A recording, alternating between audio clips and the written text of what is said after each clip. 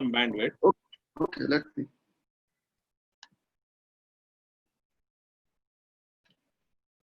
Okay, now can you hear me? Yes, better. Yes, sir. Much better. Okay. To repeat what I said after clicking the, after cutting the ribbon, I'm going away. No, sir. But you have to cut the ribbon at 4:45 around. Or you want to cut it in the beginning itself then? Sorry, is it 4:45? I thought it was 4 No, o'clock. it's 4 o'clock. But I thought exact time when you will launch it. But we can do that in the beginning if you. No, it's all right. No, it's all right. I'll hang on to the matter. I'll enjoy what is happening there.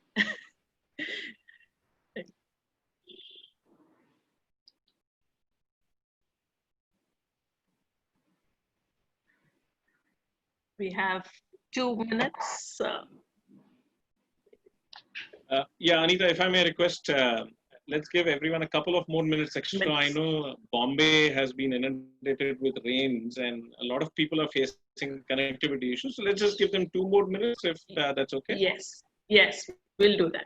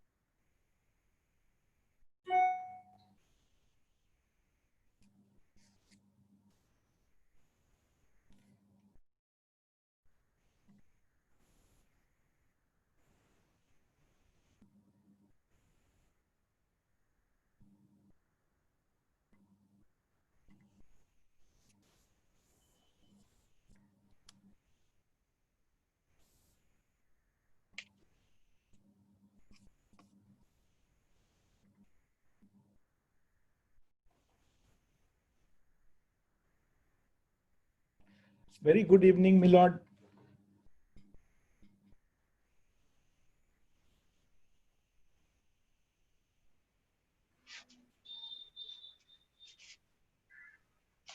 Maybe we've told him we have some time, so. I think Mr. Bal Singh is here. Sir, good evening. Yeah, good evening. Good evening. Thank you so much. Good evening, sir. How are you? Dr. Saab now. Thank you, sir. Thank you. I'm fine. Hi, Ramesh. Good evening. Hi, JD. Hello, Suhas. Hi, good evening, sir. Good evening. Hi, Fauzia. Hi, Anita. Hello. Hello, sir. How are you all? And hi, Ram Prasad. How are you? I'm good, sir. How are you, sir? I'm doing fine, thanks. So, have you sent the link to Brijesh and Yes. Bal Singh? Dr. Rajput has joined in already. Where? I can't see him. Sir, good evening, sir. Good evening, Rajput. चेहरा क्यों नहीं दिखा रहे हो यार? Sir दिखाता मैं थोड़ा मेरा यहाँ पे नेटवर्क वीक है सर, बारिश हुई ना परसों तो।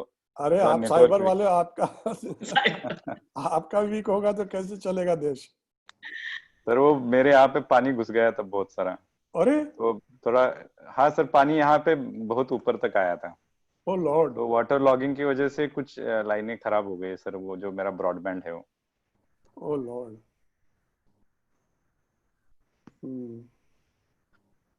तो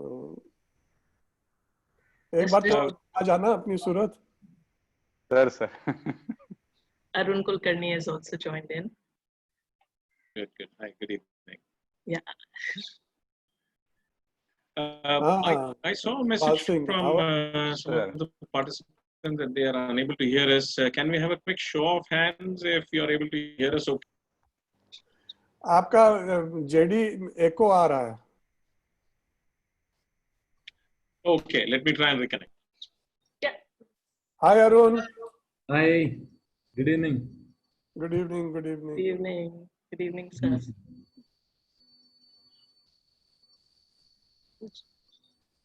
So we are waiting for Brijesh. No, we said that we'll just wait for a few minutes, 2-3 minutes. That's what JD said. So we'll start in 2 minutes more. And No, JD, I think let's start. We are 2 minutes over. I hope I'm audible now. Yes, I think you are. Justice, Honorable Justice is also there. Yes, Yes, he, yes, he joined in. Good. Very good evening to everyone. Thank you for joining us. A warm welcome to all our dignitaries over here. Of course, we have none other than Justice Sri Krishna, Dr. Bal Singh sir over here. We have a few more over joining us. Our chairman Arun Kulkarni, executive director Ramesh, our founder director Suhas, Anita, who's the head of our CE Academy, and Ram and Fawzia, who are a part of our team, kind of helped build and design this curriculum. A warm welcome to everyone from me, Jaydeep. I'm the CEO of Legacies. Thank you so much for joining us again. Privacy in these days sounds like an oxymoron, but the citizens are going to be divided between those who prefer convenience versus those who prefer privacy. And it's a constant struggle each day when you work on your digital devices. You are engaged in sharing information that you have about yourself or about your past data. And it just kind of amazes as to how everything is like interlinked. Data privacy and data security are both used synonymously, but both actually mean very, very different things. I will not get into the definitions of that. We've got plenty of experts in the room to talk about that. But as always, Legacies has been on the forefront, keeping in mind the need of the hour and also looking into the future. So this is one more step in that direction. We have come up with an extremely well curated and crafted curriculum around data privacy and data security. And this is designed by experts who come from the industry, for the industry, and will be delivered by people from the industry. So this is going to be very exciting. This is not any other course that is being produced by an academic institution whose sole focus is on academics. We are practitioners of this, and we want to give you the nuggets of our experience in conjunction with the experts and bring it out to you.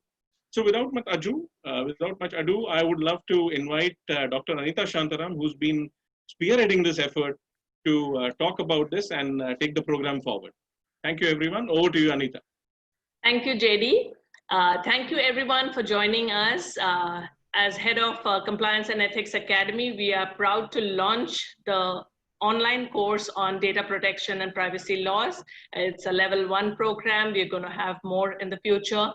And what we are doing with the Academy is working around the space of compliance and ethics, be it in-house workshops, be it certification course for ethics and compliance professionals, which we've run 8 of those workshops and trained more than 125 certified professionals. We have an online ethics professional course. And so we are going online to make it more affordable, to reach out to a larger number of people and based on the demand that has been there. So that's all the work that we are doing in this space. Would love to hear from all of you if you have particular needs that you would like us to work towards. I would like to now invite Mr. Ramesh Sharma, who is the Executive Director of Legacies Services, to give the opening address. He is a former IPS officer with 35 years of distinguished service, and he's worked a lot with the government in the whole law enforcement agencies. And one of his book, Fighting Corruption in India, has been very well received. So over to you, Mr. Ramesh Sharma. Thank you very much, Anita. I'm very happy to be here today. because this online certification course is the need of the hour. It's need of the hour because, and Legacies has not lagged behind in this also. For several years now, Legacies has been the market leader in the field of compliance and ethics, and has been holding compliance 10-10 program every year on 10th of October to spread the culture of compliance. To me, as a law enforcement officer, it comes very naturally that, you know, if a law is there and the enforcement is there, there should be compliance. They go hand in hand. They are two sides of the same coin. And it is in this respect also that, apart from holding, as Anita pointed out, having compliance and ethics academy through which we are providing certifications to compliance professionals, which is a new breed that is coming up in India. It's already there in Western Europe, European countries and the North American countries. And in the same vein, even in this Compliance Ethics Academy, I must congratulate Anita that we have at least 3 to 4 sessions on data security and data privacy, which are very effectively dealt with by none other than Advocate Apurva Sardeshmukh, who has also even written a book on data privacy and data security, which has been published by Thomson Reuters. So like compliance, also in the field of data security and data privacy, we have been focusing to spread the awareness amongst the relevant stakeholders all across the industry, so that knowing, once you know, you become aware, and when you become aware, then you beware. And when you beware, then you get the knowledge to how to protect yourself and to take precautions to keep your company safe and keep the data of all those people with whom you are dealing with safe. In this regard, of course, it is an evolutionary field as far as the Indian law is concerned. I will not delve much deeper into this, but suffice to say that the right of privacy has been acknowledged by none other than the Supreme Court 9-judge Constitution bench as a fundamental right, an extension of right to life with liberty. So there is a bill also pending in the parliament. It was introduced in December 2019, I beg your pardon. And it has been referred to the Joint Parliamentary Committee where it is being examined. And most probably in the second half of the monsoon session, this bill will be introduced. There are controversies around the bill. Obviously, the original draft of the bill was prepared by none other than Honorable Justice B.N. Shri Krishna, who is here, and we are lucky to have him. Thank you very much, sir, for being here. He would be the right person to speak on this. But in short, to me as a police officer, if I can give a little spin to this right to privacy, it is, I would compare it to the sections in the Indian Penal Code of criminal trespass. Criminal trespass is a very serious offense as far as the IPC is concerned, because any trespass on your property has been considered a very, very grave offense. And trespass of a property means that everybody has a right to enjoy their life and to be what Supreme Court judges in the US also have said, right to be left alone and to enjoy your life in the manner in which you want to. So while it was right to privacy limited to the physical security aspects of our homes, our land, our properties, now obviously with the changing times and the phenomenal exponential use of data and online portals and online platforms, the data protection and data privacy laws also have kept pace with times.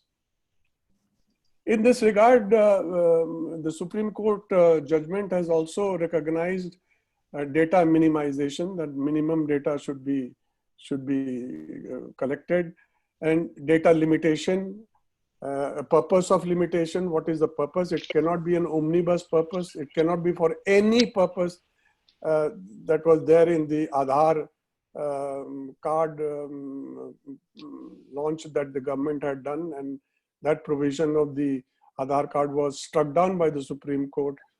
And also data retention, to what extent you can retain and to how long you can retain the data, and of course, data security of the people that you have. So in this regard, I must say that to my experience, the best possible law that exists in the world today is the GDPR of the European Union, where instead of it being a kind of a criminal law, it has set out certain principles, and those principles have to be adhered to. And the greatest emphasis has been laid on the right to privacy. Having said that,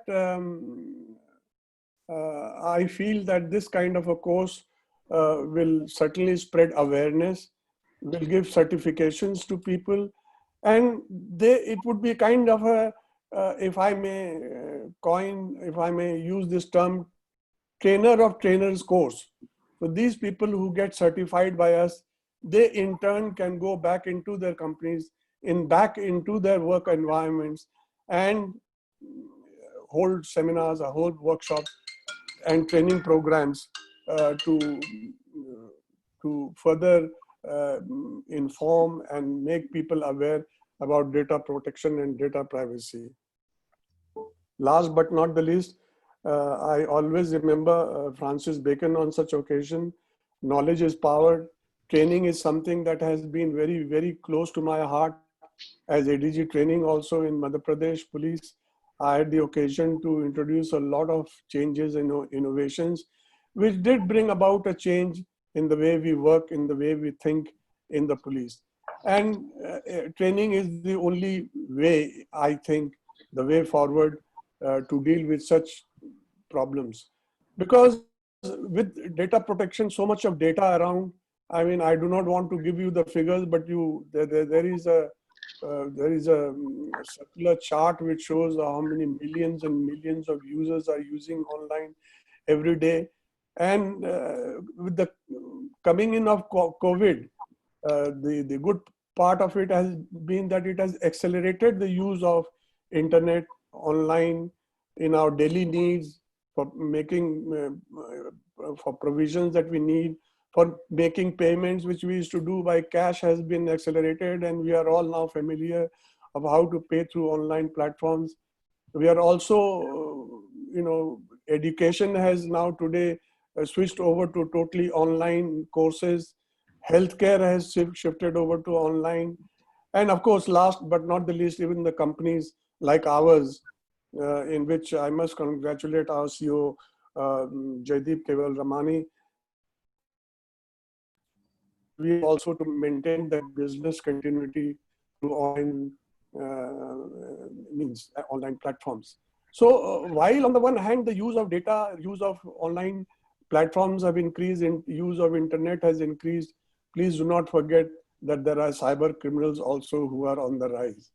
I came across a beautiful quote which would sum up what I want to say, that while those who want to protect their data will have to build their walls higher and higher, let us not forget that the cyber criminals are also building ladders that are longer and longer.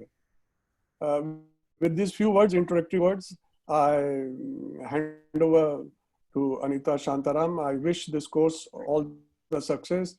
As I said, this course is need of the hour, and I'm sure more and more people would enroll onto this course and take benefit of the experts and the beautiful design and the relevant design that we have given to this course, and take it forward and go back and spread the message in their own companies.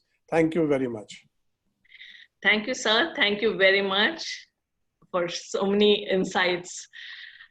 Now we'll have Dr. Bal Singh Rajput speak on the challenges that we are facing with the data privacy. A little bit about him. He's the Superintendent of Police of Cyber Maharashtra in Mumbai. Dr. Bal Singh Rajput has an MTech and a PhD in the subject, and he's a well-known speaker and researcher.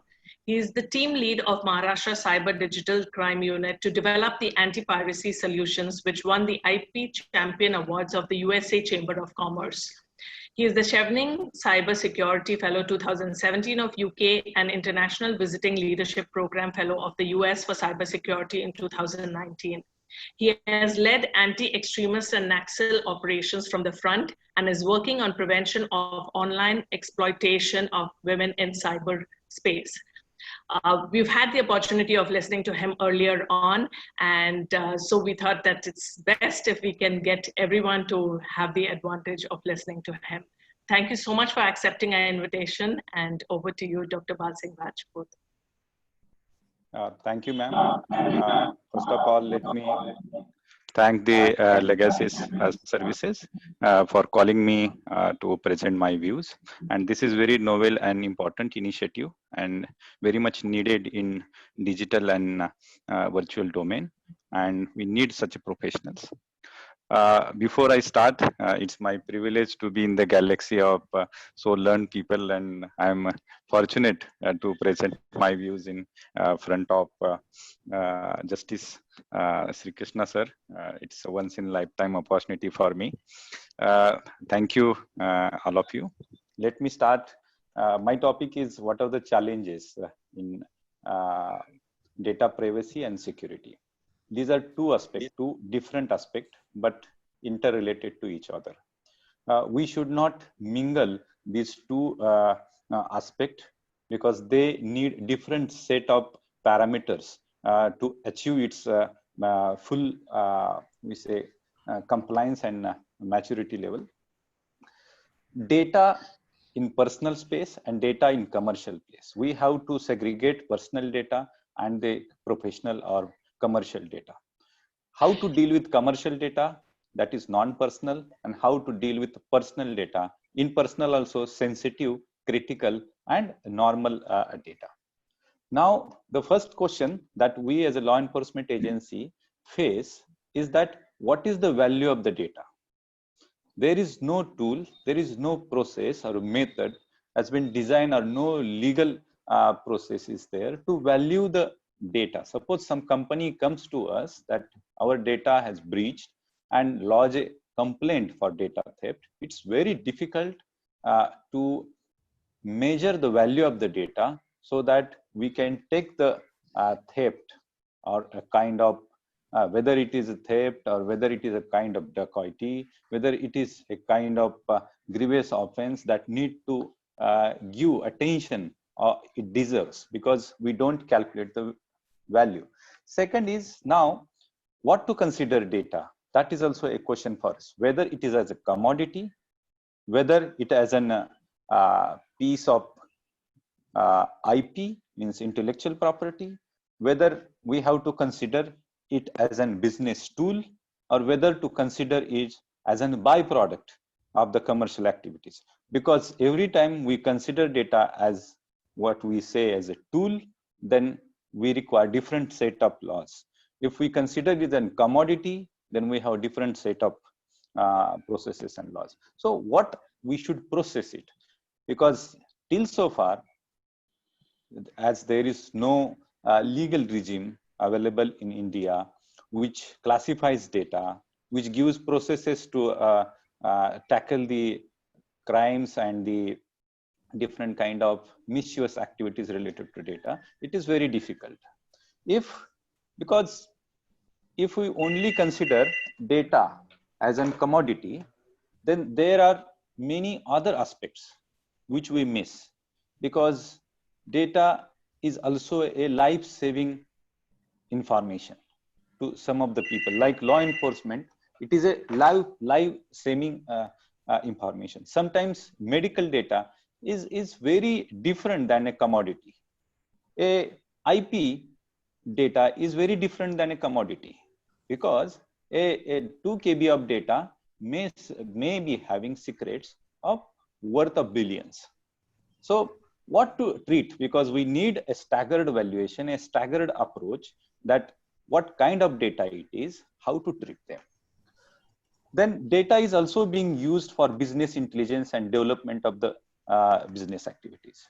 In this aspect, companies are selling data. So they are taking my consent for suppose their operations for providing services, But later on, with that, they are also selling the same data for business development, for developing business intelligence, and also doing business with the third parties.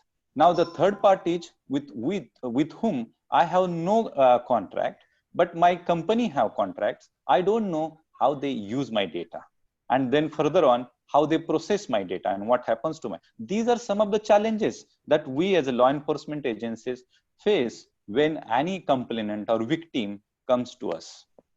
Then it's very important to understand a privacy from a security angle, because we as a law enforcement agency mostly deal with the security aspect of the data, less with the privacy aspect of the data. The privacy aspect of the data has to be dealt by the companies. They have to protect it. They have to create measures, kind of systems to protect it. We came into picture only when there is a breach, only when there is a requirement of law enforcement agencies to enter into. And most of the times we come as an criminal incident is there. So security from criminal incident point of view, security of data, what we call as a criminal breach, what to consider as a civil breach, what to consider as, because what we define data, that defines whether law enforcement agency will come into it or not. Because if we consider data as a commodity, valuable commodity, then adjudication of the breach, adjudication of that incident is even though my things are stolen, we are doing a civil recourse for a criminal activity. So that also need to be looked into, because that is a challenge that we law enforcement agency faces.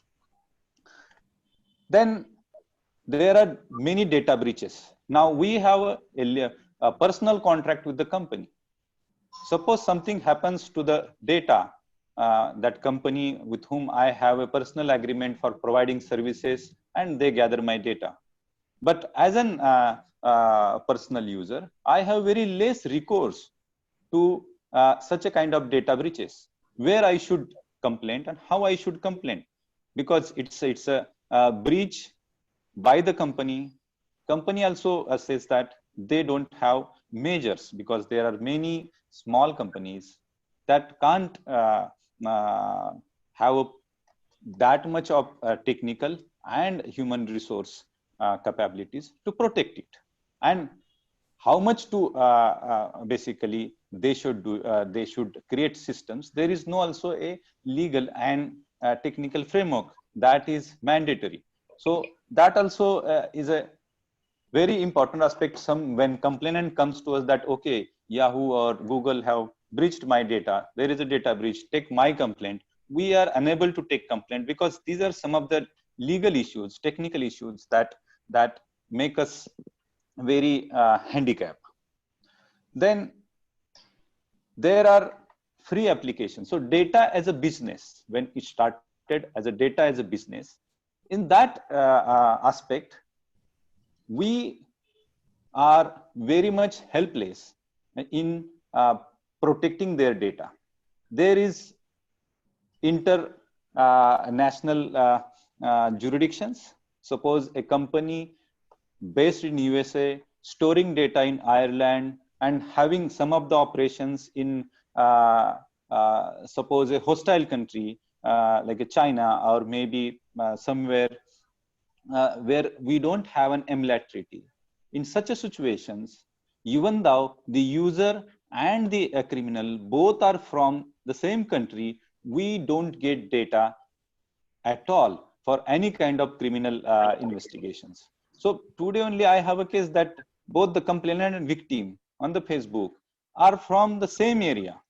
But when asked to the Facebook, they says that send MLAT. So it's not fulfilling the US laws. When we asked the store data, they said that Ireland don't have such kind of law, and we need to follow different processes. So these are the aspects where data as a business, and because they are providing free services, collecting data, but whenever law enforcement agency, a legal government asks for any kind of data, there are issues, and that issues need to be solved through an legal framework. And legal framework should also instruct to create a technological framework which will make it mandatory to the companies, to the law enforcement officers, to government also, to exchange data the way the law expect. It's fast forward world where data within a fraction of a second travels across the countries. But the way we retrieve it for criminal investigation purposes or any other purpose, we require a different set of methods to be followed. We need to create a technological regime, a system where how data is being collected the same way it can be retrieved. We can have a technical and legal or maybe governmental oversight over that, but a law should mandate the Personal Data Protection Act, which is proposed and which is under scrutiny, have also not directly pointed that what kind of technical regime should be created, what technological system should be created, so that within a fraction, whatever data that is collected, if required for law enforcement agency, any kind of adjudication or any kind of criminal investigation can be procured or can be brought for investigation. Because we can create a legal system, but legal system should mandate to create such a kind of technological framework which will ease the work of law enforcement agencies and the data protection officers. Regarding the non-personal data, till so far, there is no legislation in India, because most of the companies, if they have not copyrighted, if they have not, they don't have a patent or intellectual property registration, it becomes very difficult to register their complaint. It becomes very difficult to tackle their complaint and give them the justice. Then the proactive piracy measure, privacy and security measures by the companies are lacking.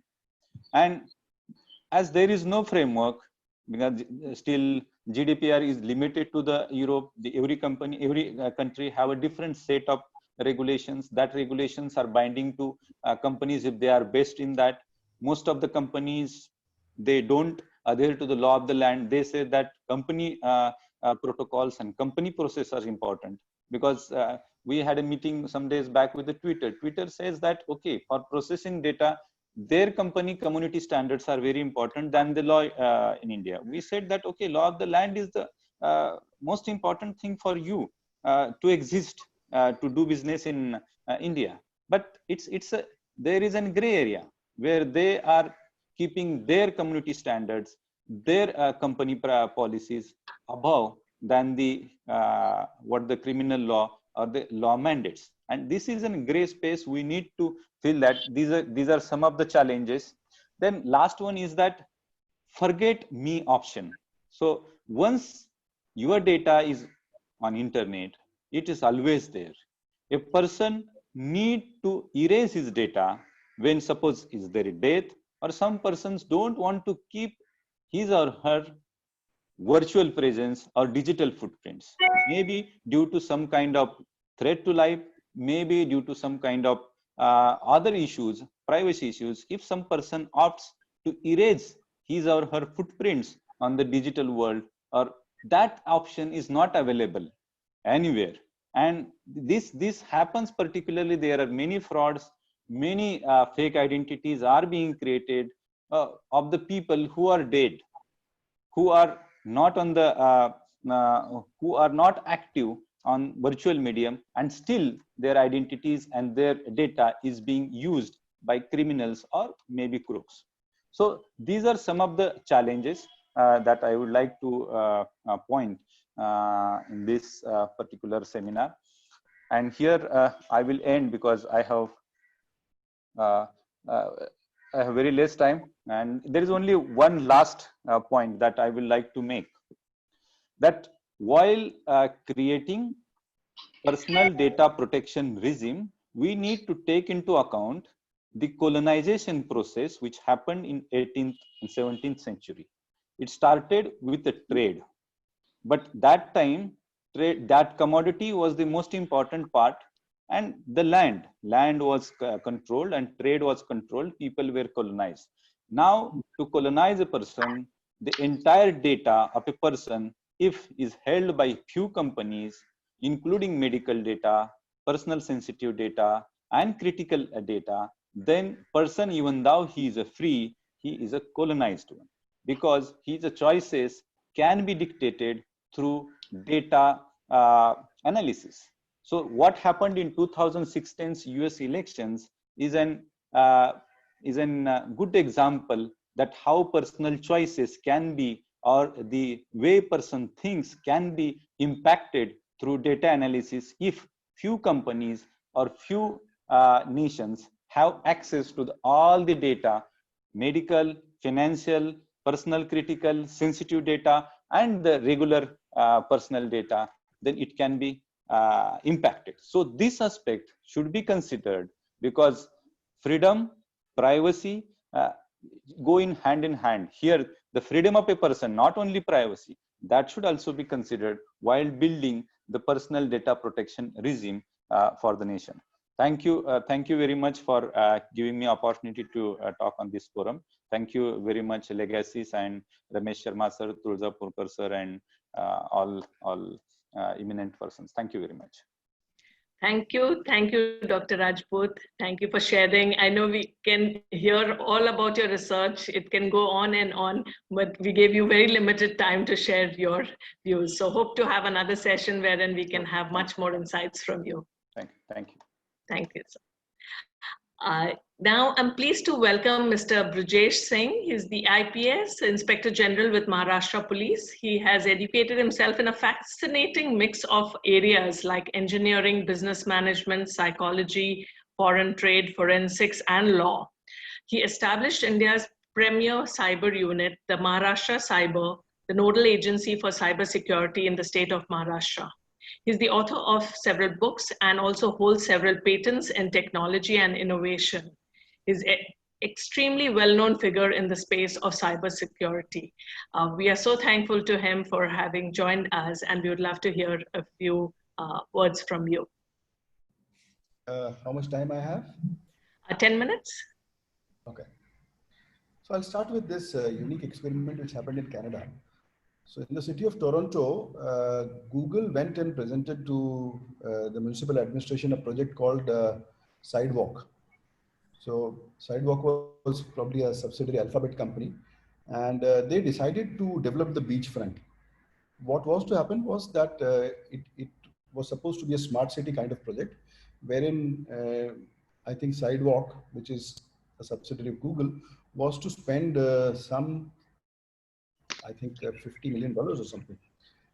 And interestingly, then people started asking questions that what is happening to the data, who is owning the data, who is giving consent for ownership of this data.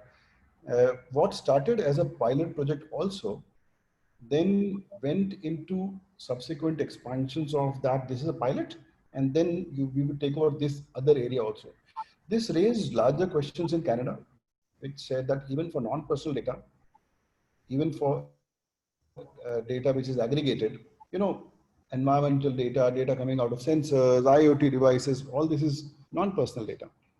Now, this data can be put to various uses. So this led to a very serious discussion in Canada.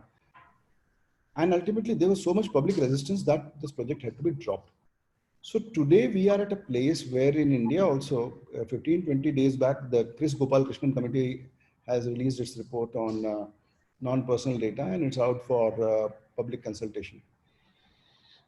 I feel that we are at a place where these questions need to be discussed very seriously, just as Sri Krishna sir has done seminal work in the field of personal data and also opened our eyes to how citizen privacy is fundamental to democracy. Similarly, even if you look at non-personal data, you see in Pakistan, there was an experiment conducted where Pakistan was facing serious issues with dengue fever.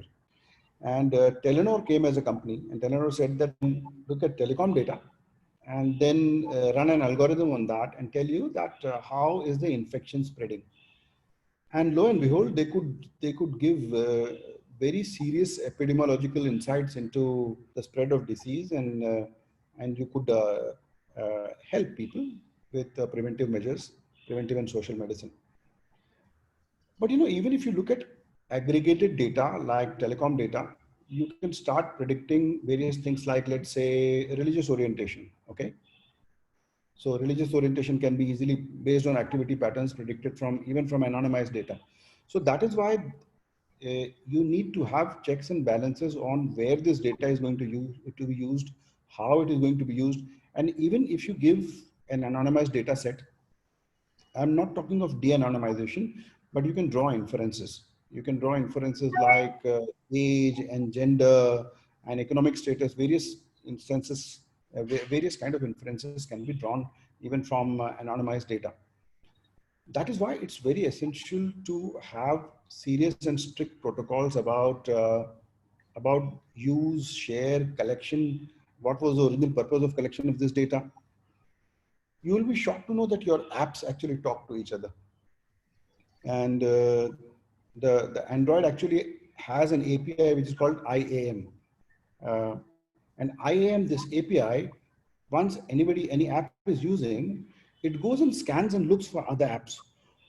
So imagine this, that if you have installed TikTok or something else, then it also knows that in this house, who else is living and what are they doing. Similarly, there are apps which transfer data with each other. So I didn't sign up for this. I didn't sign up for one app giving my data to third app and they selling it to fourth person, and then they're targeting me with some particular ads. And okay, till it is ads, it's okay.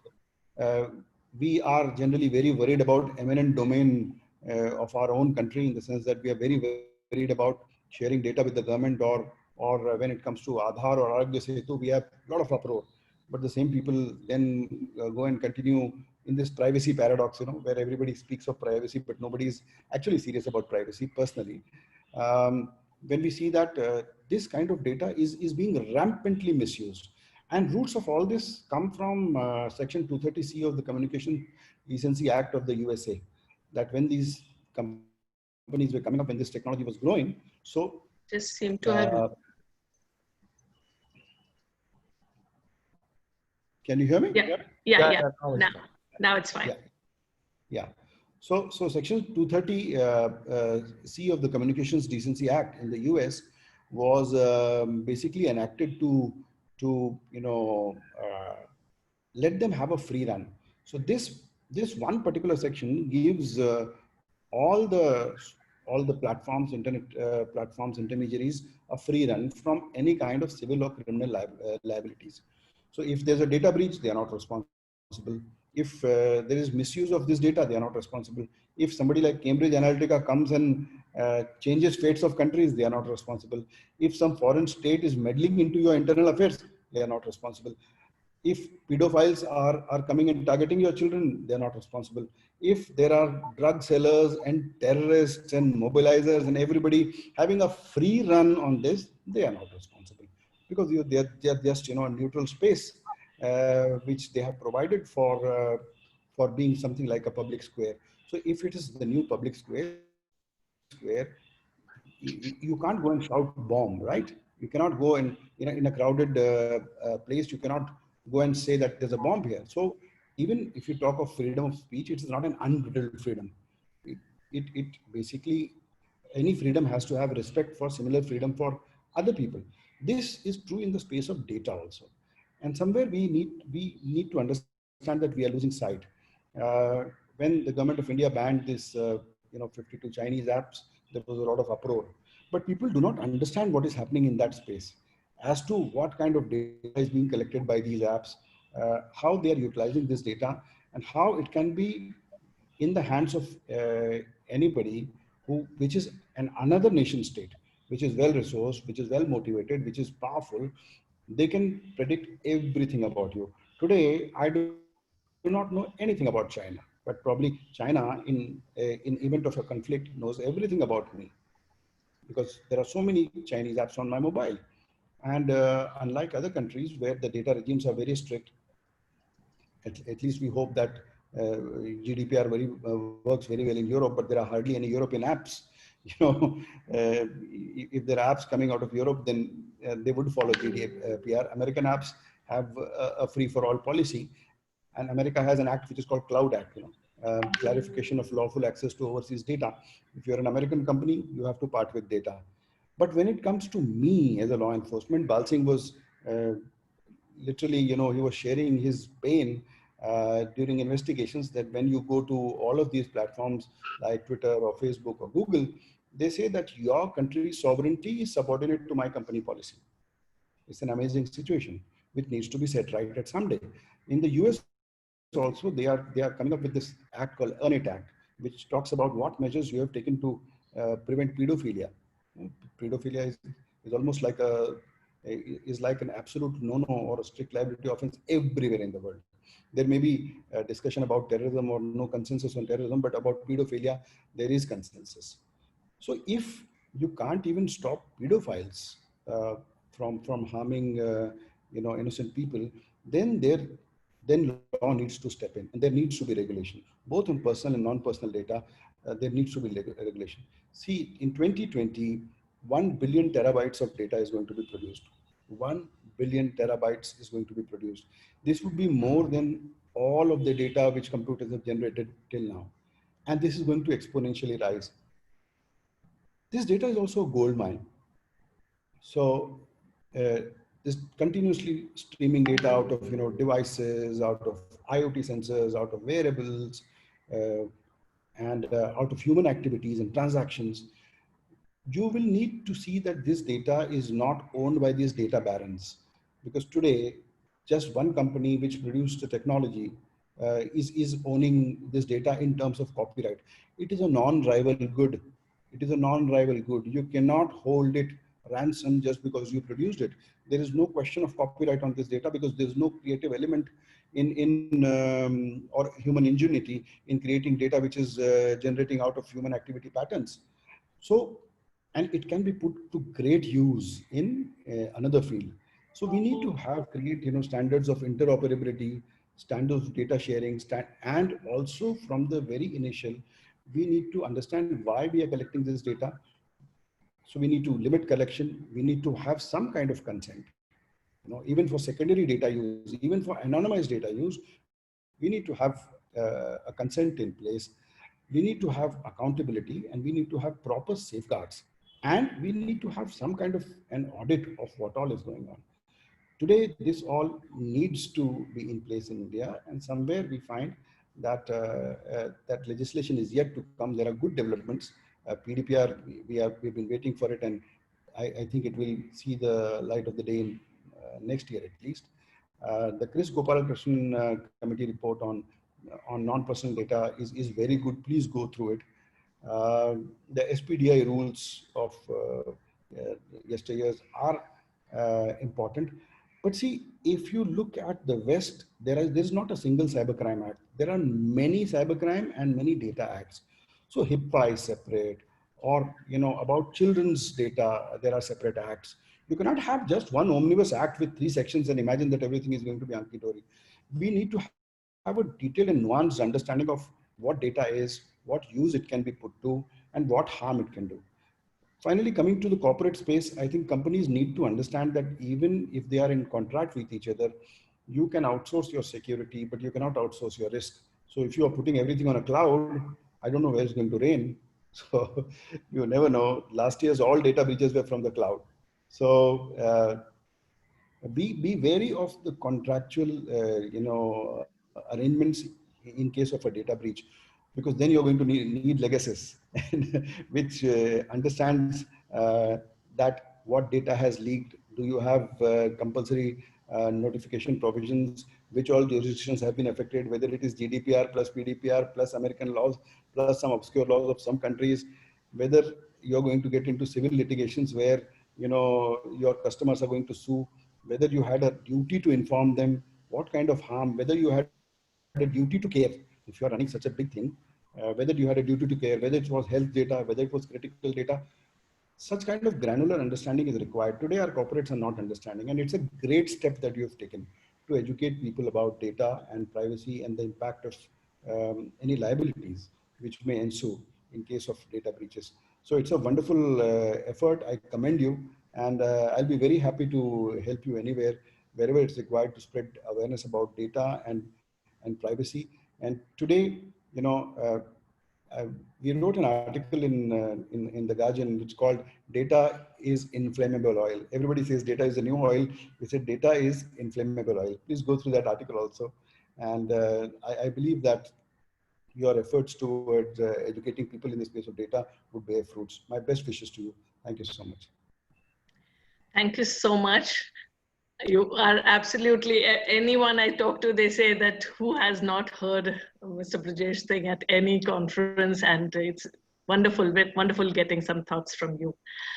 I think Justice Sri Krishna said that he got disconnected. He is trying. He's back. Okay, so there's everyone who knows him. However, just want to say a few words before we get him to launch. Honorable Justice B.N. Sri Krishna, an eminent Indian jurist, retired judge of the Supreme Court of India. He has played a lead role in deciding many of the country's most relevant issues. Means anything that happens, we see a report or a committee set up wherein he's heading it. He headed the Sri Krishna Commission report that investigated the cases for the Bombay riots in 92-93. He is, you know, a lot of arbitration. We know the high-profile cases wherein he was arbitrating. Then the Justice B.N. Sri Krishna report on data protection framework, which fights for the protection and interests of citizens, and totally chaired the expert committee for the draft personal data protection bill. We are absolutely honored to have you, and you have been very, very kind to us. So thank you so much. Look forward to just whatever you can share with us and launch the program. Thank you for the kind words. Very regret is. The voice is not very clear right now. Hello. Yes. Thank you very much for your kind words. The only regret is that your program was not in existence by your academy before I became the chairman of the Data Protection Committee. Sir, there appears to be some bandwidth issue at your end. I have my internet connection is absolutely impossible. Every day I'm having this problem. How could I solve it? Shall I stop the video? So you may want to try turning off the video to conserve bandwidth. Okay, let me just see.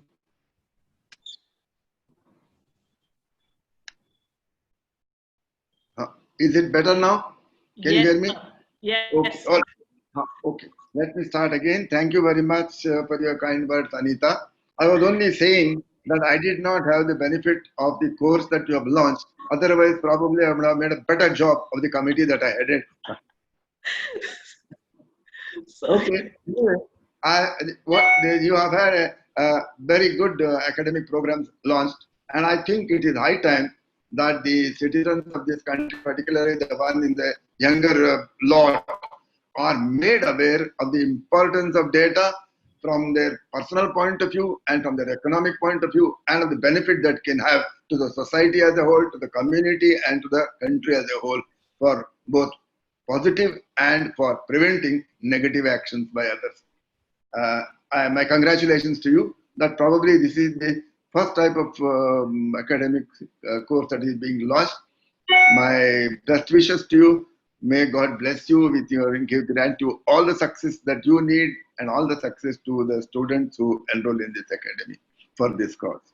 With that, I will launch the, how do I launch, what button do I press here? I don't know, how do I do it virtually? So we're just doing it on your behalf from here. Okay, okay. And we would like your video on right now so that we could... Okay. Yeah, pause it. I've started the video. Yeah.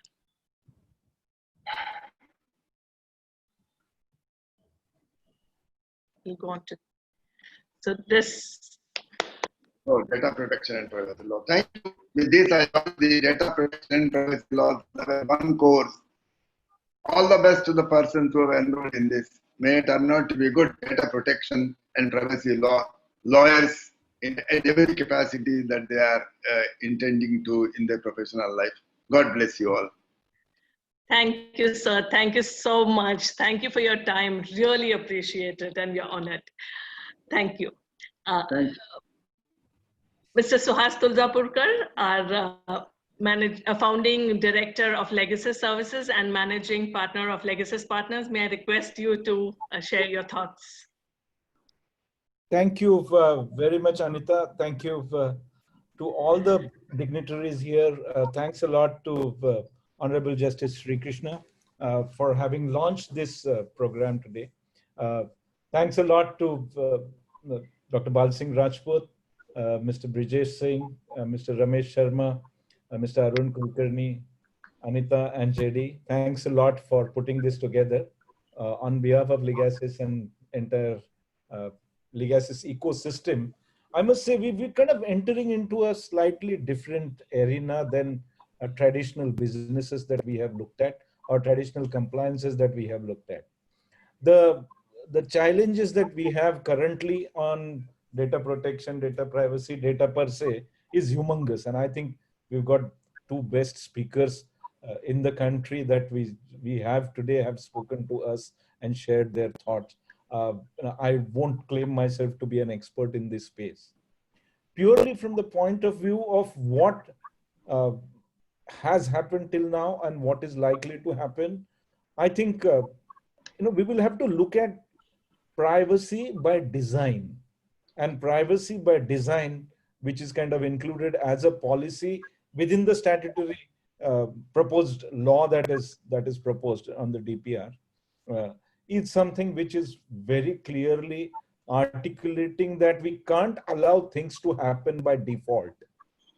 And I think therefore making things happen by design is one of the prerogatives or one of the imperatives today. I wouldn't say prerogative, but one of the imperatives today for all of us to see that everything happens by design.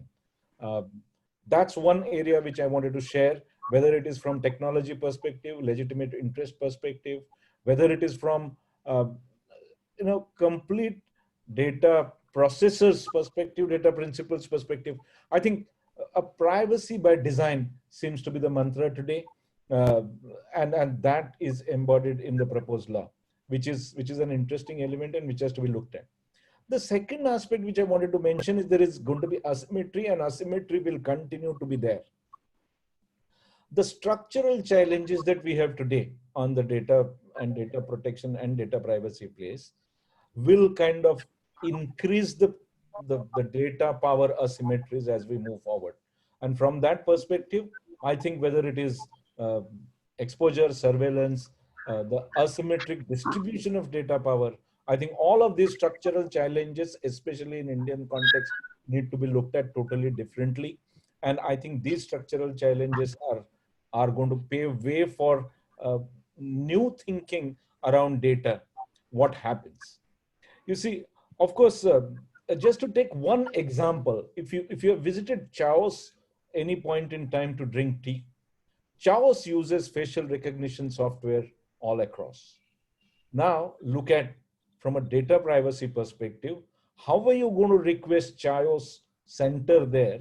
Can you merely by documentary nature withdraw your consent? Can you by following the consent management, look at controlling your consent and controlling your private data?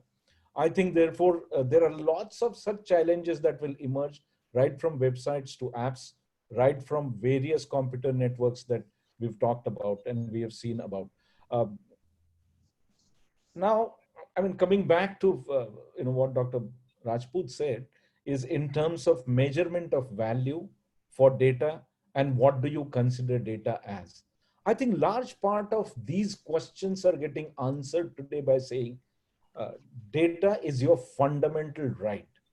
And when you talk about fundamental right, I think it may be considered as an abstract. You can't actually measure a value of your liberty.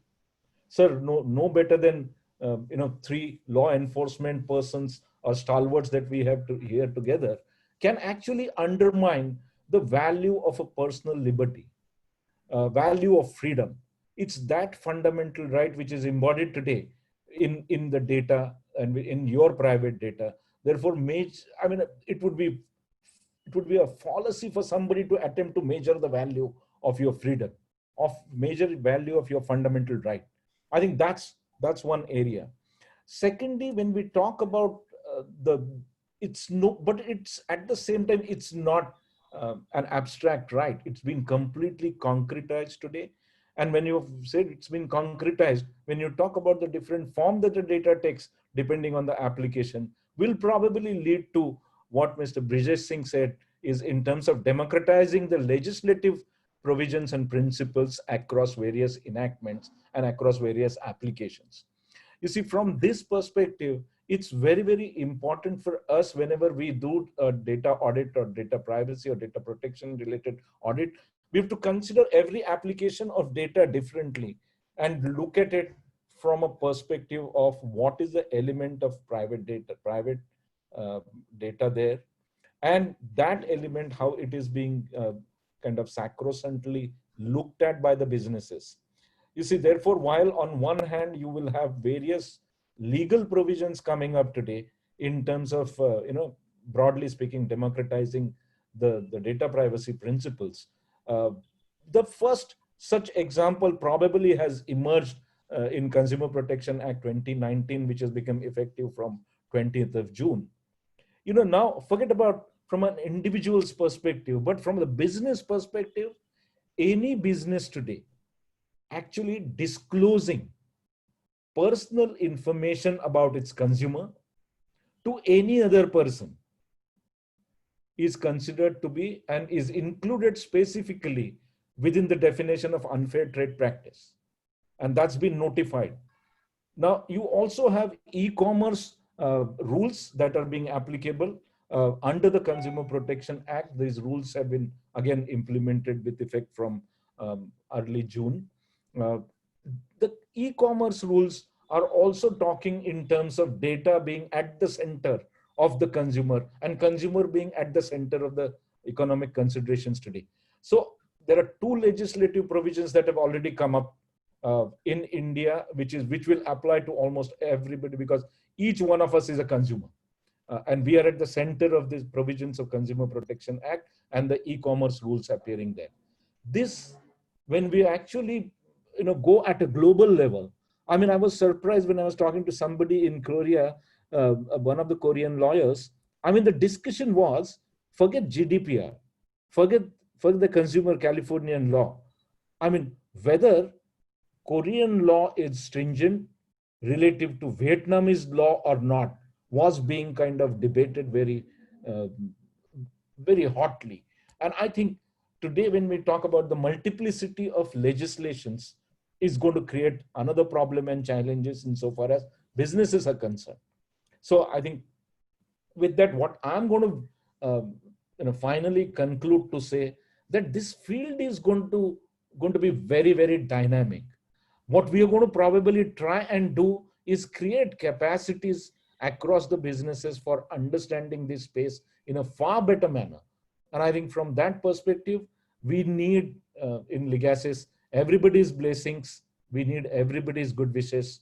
We need everybody's support to ensure that in the digital space, we are able to provide and create this capacity around understanding of data privacy and data protection. Thank you very much to everybody. Thanks a lot, Anita and JD, for putting this program together. Thank you very much. I think our main kind of a backbone behind this entire program is going to be Mr. Ram Prasad Raju. Thanks a lot, Ram, for putting this together as a course material. All the best to everybody. Thank you very much. Thank you, sir. Thank you so much. And now I'll call upon Ram to share about the course and also what he's going to be covering. If anyone has any questions, we can ask that. I once again want to thank my team, Nivedita, Fauzia, who was the backbone, and obviously Ram, who put this together. Without three of them, this course would not have been possible. So thank you so much for that. Over to you, Ram. Hello, everyone. So my name is Ram Prasad Raju. I'm the data privacy lead at Legacy Services. For me, my introduction into data privacy came in the form of cybersecurity, and actually, to be very thankful, one of the person who initially put me through this is Dr. Rajput. I've heard him, Brajesh sir, talk earlier at FICCI meetings, and like some of the early fundamental basics in me came in from them. Thank you so much for that, sir. I would also like to thank Justice Sri Krishna sir for coming up and doing this. It's like a great inspiration and a motivation to a lot of people over here.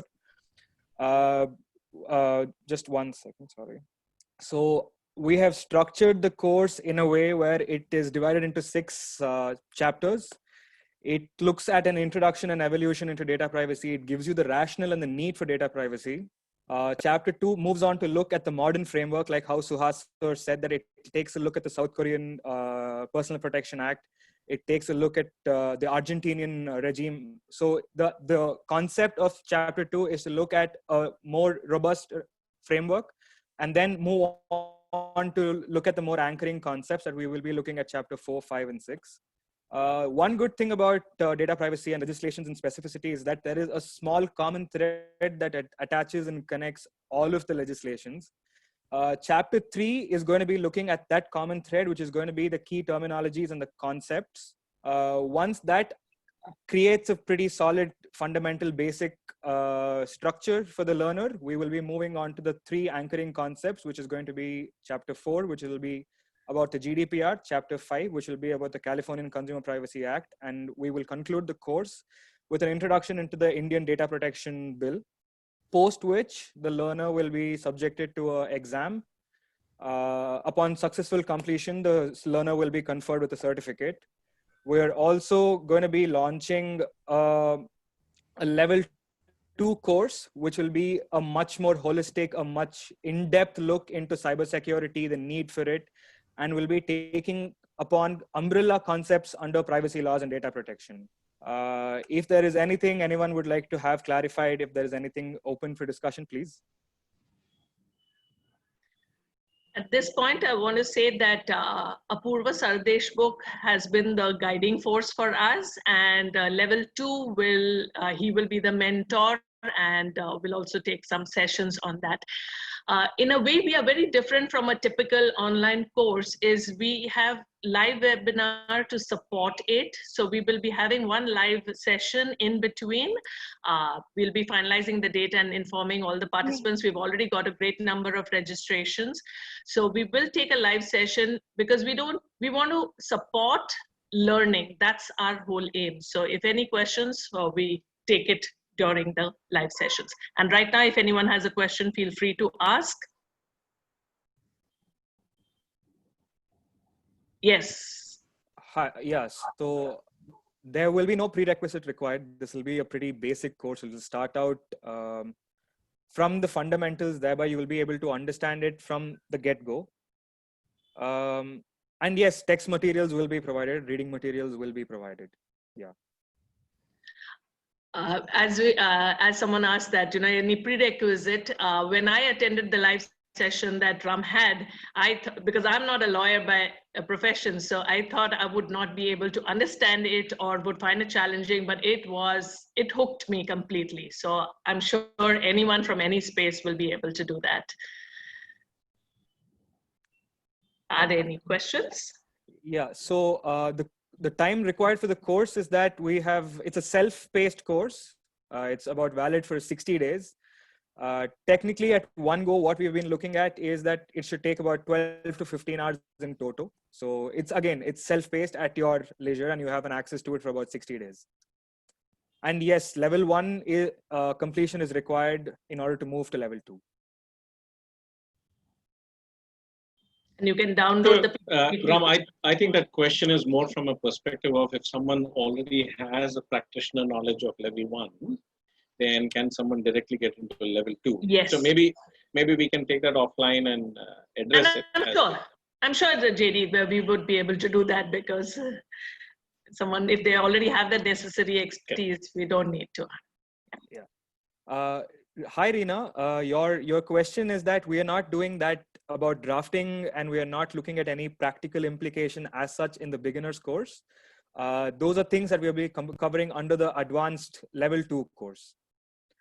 And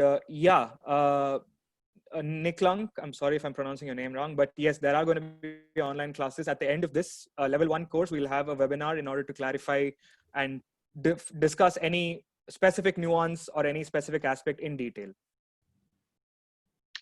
I hope that answers your question. Yeah. And during the course itself, also you're free to ask questions, write to us, Yes. and we would take care of that. Yes. So if there are more questions, you can write to us. Our email address is thecea@legasis.in.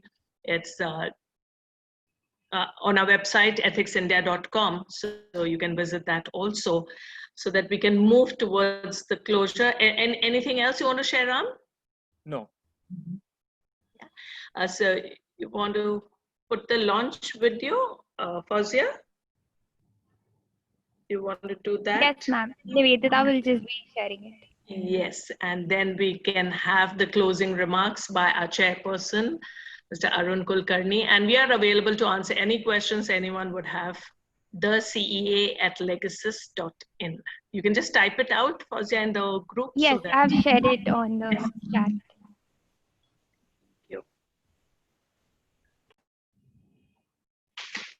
the video coming in. Yes, ma'am. Just a minute.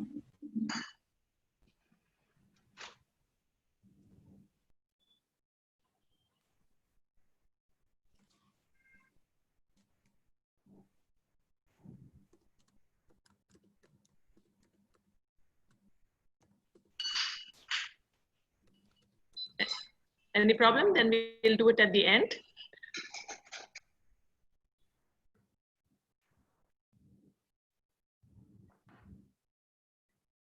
Not a problem if it's not happening. Yes, ma'am. I'm facing internet issues. No we can put it issues. on. We'll put it at the end. May I request our chairperson, Mr. Arun Kulkarni, to give the closing remarks? Thank you, Anita, and namaste to all guests who attended the program today. On behalf of Legasis family, I'm sincerely express my gratitude to Honorable Justice B.N. Sri Krishna for sparing his time and inaugurating this very important program which we are launching. When we started Compliance Academy for spreading knowledge of compliance and ethics in business, we did realize that it has to be headed by a scholastic person, and we got it in Dr. Anita Shantaram, who is leading it so well. She led the physical classrooms, about 7 or 8 capsules, and more than 100 professionals who were certified. And happy to note that they were all from various companies across, and it was a very successful endeavor. Thereafter, in the virtual era, in the COVID-19 challenges, I think this became a reality where our technology team and CEO Jaideep put in a lot of efforts to put in this kind of a program, which is very, very apt and very, very important for this situation where trillion rupees worth transactions are happening in the cyberspace. The wallets, the payment wallets are holding up personal and private data. There has to be privacy. And most of us, not knowing the laws, not even aware of the laws, we conduct all these transactions because we are forced to do those kind of a thing. And this is an excellent effort put in by Legasis to educate those people, educate all the people, and also spread an awareness of the privacy and the importance of data. It was very interesting to hear Mr. Singh and Dr. Rajput, because what Mr. Tejas Singh mentioned, that we don't know when the cloud is going to rain, because every data has been pushed to data and we feel we are very safe. It's an eye-opening personally for me, because I was all the time thinking that cloud is the safest way to lodge your data. But having heard this, there is a different perspective that has come. I'm sure hearing Raju, right? His capsule, Ram, which is beta capsule, which is seems to be very, very inclusive. And I'm tempted to also register myself, Anita, for the course. I don't know whether I'll get through, but I'll use my influence to get through. And, yeah, I'll use my position to get through and go to the next capsule as well. Jokes apart, but I think it looks very, very, very exciting program. And thank you for putting it all together. And thanks to Mr. Ramesh Sharma, thanks to Suhas Tuljapurkar. Suhas especially because he had that mission of spreading knowledge, and I think it's now getting realized through this program. And thanks for the team led by Jaideep, because I know Jaideep works like a field marshal. He has driven it through very, very, very diligently and also very disciplined manner. Thanks to him again. And I wish you all the best, Anita and Ram, for holding this program. And I'm sure one day it will be one of the premier institutes of India. And that's my wish to you. All the best, and thank you very much again. Thank you. Thank you, sir, so much for your blessings and wishes. And you were right. And so I'm learning from JD. So we're putting a timeline. By September, we'll have the advanced level ready. So there's a public pressure. So I'm finally picking up something from you, JD. Today I conferred in the title of Field Marshal. 5th September Teachers' Day launch. JD, I conferred. Yes, I have conferred a title of Field Marshal. So live to that standard. Absolutely. If it was not for JD, I don't think we would work in such a time-bound manner. I think really big credit to him to push us to deliver things faster, better in every way. So thank you everyone for being here. Thank you for your support. Feel free, Ram and our team, we will just stay back for a few more minutes in case anyone has any questions and wants to talk to us. And thank you everyone for your time. Wonderful, have a great weekend and happy learning in whichever space that you decide to learn. Thank you. Anita, you forgot one important announcement. You have to talk about the introductory pricing. I mean, we have a lot of people who are like curious to know, are you doing something special at launch? So you should talk about it. Absolutely. We decided because of COVID, because of, wanting to support everyone, we've kept the fee very low at 5,000 rupees, all inclusive of the GST also. And the launch price is 50%. So it's 2,499. I think that's a price or fee which is completely affordable. And we wanted to make sure that it reaches even professional students, as many people who would like to understand more about the subject. So that's something we've done.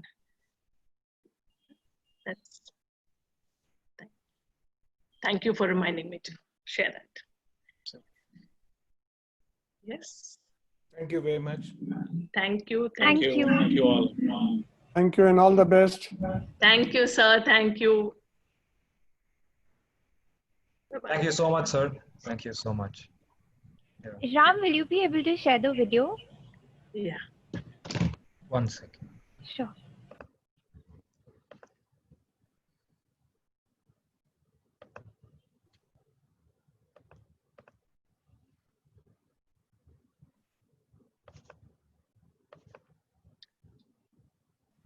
Are there any questions which we have not answered? Yes, some people would like that. I'm just typing it out, yeah. Yeah, so that's why we're just. And no, video is not happening. It's getting, my laptop's hanging now. No problem. I think it's happening with all of us. We will be putting it out on LinkedIn. LinkedIn, yeah. And so any questions, please answer that, Ram. And if I'm needed, I'm here. Yeah, sure. Okay, yeah. I'll just answer these things individually, all right? If it's an individual question, if it's something that would help others understand, feel free to bring it to. The registration link is that please write to us on thecea Legacies.in. At legacies.in, yes. Or you can write it to one of us also. And there is no time limit prescribed for any module. It's self-paced at your leisure. There's no specific time limit at all. So this However, the course access is available for 2 months because we 60 days, encourage yeah. that you complete it at the earliest. And at the end, you have an MCQ with a passing percentage of 75. No. We don't let people know the passing percentage. They will get nervous. But no issues. You can write to us, and the access will be provided from tonight, and the offer is up till 14th of August. So make sure that we get in our registrations.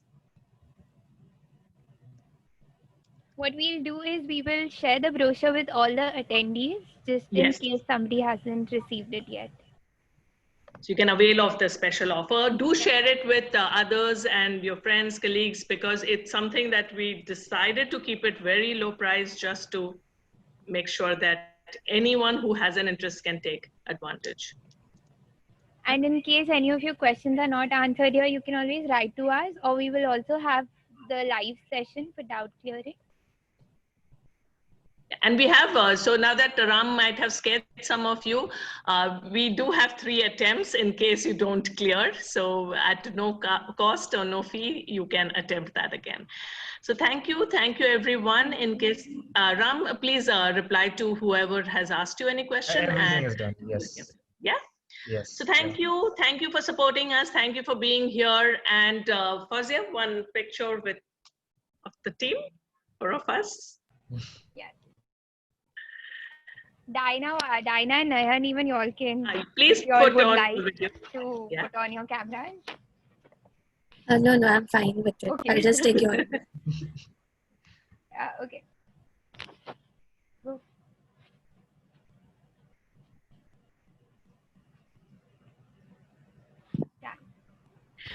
Dinah, are we using which Zoom will we use for getting on to?